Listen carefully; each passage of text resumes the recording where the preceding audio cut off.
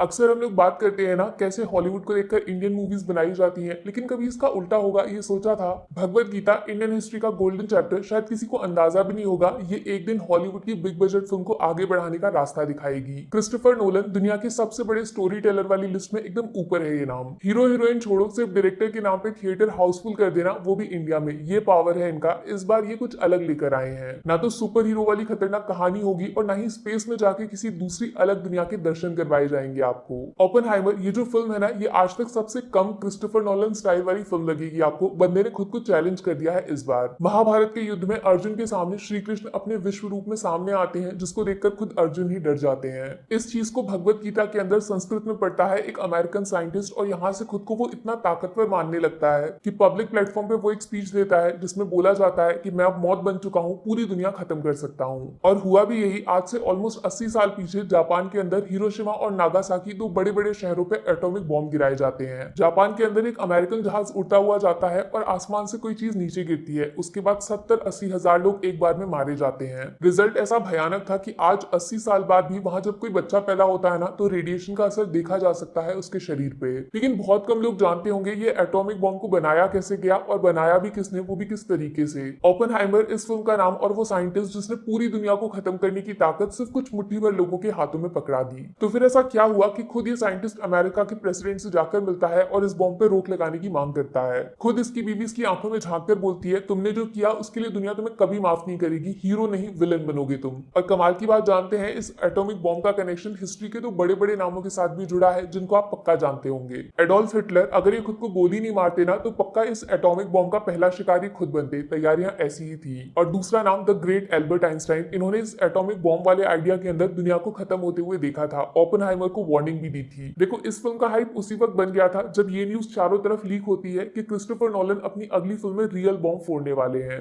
जी हाँ, बिना किसी सीजीआई इफेक्ट और वीएफएक्स का इस्तेमाल किए एक असली बॉम्ब तैयार करना और उसको कैमरा के सामने रिकॉर्ड करके थिएटर तक लाना। लोग समझ गए नोलन पगला गए हैं, और इस बार थिएटर में शायद कुछ ऐसा देखने को मिलेगा जिसको जिंदगी भर कभी नहीं भूल पाएगा कोई भी। लेकिन मैं आपको ज्यादा ऊंचे ऊंचे सपने नहीं दिखाऊंगी, सीधा बोल देती हूँ, फिल्म एक्चुअली वैसी नहीं है जैसा आप बाहर से इसको सोच रहे हो। आप टिकट्स खरीद रहे हो थिएटर के अंदर बैठकर एटॉमिक बॉम्ब को फील करने के लिए, उसका धमाका कितना बड़ा होगा, कितना भयानक होगा, बट एक्चुअली फिल्म हिरोशिमा और नागासाकी पे गिराए गए एटॉमिक बॉम्ब्स के बारे में है ही नहीं। इसका फोकस, सेंटर और स्टोरी तीनों खुद ओपेनहाइमर ही है। नोलन इस बार कोई एक्सपेरिमेंटल सिनेमा नहीं दिखाएंगे आपको, ये पूरी तरह एक बायोपिक फिल्म है जिसका 50% एक कोर्ट रूम ड्रामा स्टाइल में प्रेजेंट किया गया है। अब यार, जिस इंसान के हाथों पे लाखों लोगों का खून होगा उसकी लाइफ में कंट्रोवर्सीज तो पक्का होंगी, बस ये लाइफ यही दिखाई गई है इस फिल्म में। ये एटॉमिक बॉम्ब वगैरह तो बस इस लाइफ का 1% हिस्सा है, बाकी 99% फिल्म आपको एक बायोपिक ड्रामा की तरह दिखाई जाएगी जो काफी लोगों को बोरिंग भी लग सकती है। और फ्रैंकली बोलूं, अगर आपको फिजिक्स, केमिस्ट्री, हिस्ट्री इन सब में जरा भी इंटरेस्ट नहीं है ना, तो पूरी फिल्म सर के ऊपर से जाने वाली है गुरु। हाँ, लेकिन पिछली क्रिस्टोफर नोलन मूवीज की तरह आपको इस फिल्म को समझने के लिए दिमाग ज्यादा नहीं लगाना पड़ेगा। सिंपल है लेकिन साइंटिफिक है।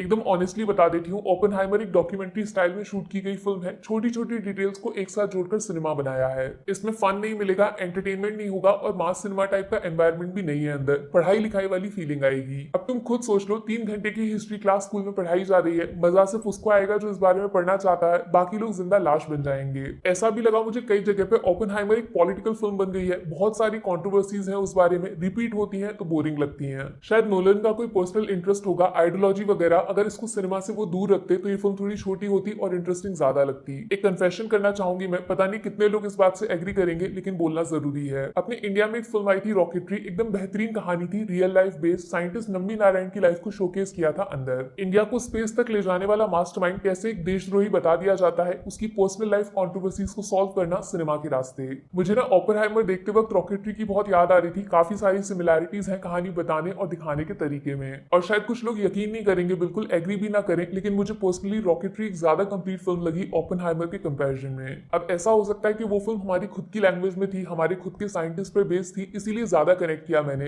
फील हुआ तो बता दिया बस।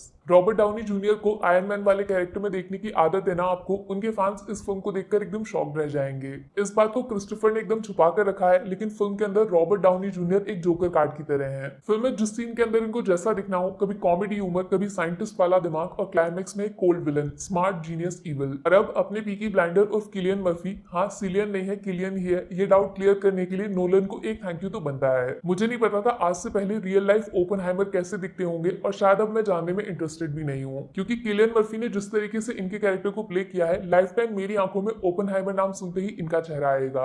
लिटरली आप बंदे की आंखों में पूरी फिल्म देख सकते हो। अंदर डर है बहुत सारा, खुद पे गुस्सा भी है, लेकिन एक साइंटिस्ट वाला घमंड भी है वहां पे। अब यार ओपनहाइमर एज टोटल फिल्म कितना पसंद आएगी लोगों को, इस बात की गारंटी मैं नहीं ले सकती, लेकिन किलियन मर्फी और ऑस्कर की ट्रॉफी हियर वी गो। तो यार मेरी तरफ से ओपनहाइमर को मिलेंगे 5 में से पूरे 4 स्टार्स। पहला, एटॉमिक बॉम्ब, वो भी थिएटर में एक्सपीरियंस करना, इससे यूनिक कॉन्सेप्ट कुछ हो सकता है। दूसरा, फिल्म खत्म होने के बाद ये डिसाइड ना कर पाना कि जिसकी कहानी देखी वो हीरो था या रियल लाइफ विलन, ये कंफ्यूजन दमदार कहानी ने पैदा किया। तीसरा, किलियन मर्फी ही पिछले जन्म में ओपनहाइमर थे, ये बात साबित करने वाली परफॉर्मेंस। और रॉबर्ट डाउनी जूनियर का जोकर कार्ड परफॉर्मेंस, हाथ पैर की लड़ाई से ज्यादा मजा आया दिमाग की राइवलरी में। चौथा, पूरे 3 घंटे की फिल्म में आपको लिटरली लगेगा हम लोग 100 साल पीछे चले गए हैं। हिस्ट्री वाला थीम बहुत ज्यादा रियल एंड बिलीवेबल है। नेगेटिव्स में यार कुछ लोग शायद मुझे माफ न करें, लेकिन हाफ स्टार कटेगा खुद क्रिस्टोफर नोलन की वजह से। मुझे पर्सनली ऐसा फील हुआ उन्होंने ओपनहाइमर को सिनेमैटिक विजन से कम देखा और पॉलिटिकल ड्रामा की तरह ज्यादा दिखाया। मानो या ना मानो, बोलो या ना बोलो, टिकट के पैसे तो हमने बॉम्ब देखने के लिए खर्च किए थे ना, उसका सेटिस्फेक्शन फील हुआ नहीं। और आधा स्टार एमिली ब्लंट जैसी एक्ट्रेस को कहानी से साइडलाइन कैसे कर दिया गुरु।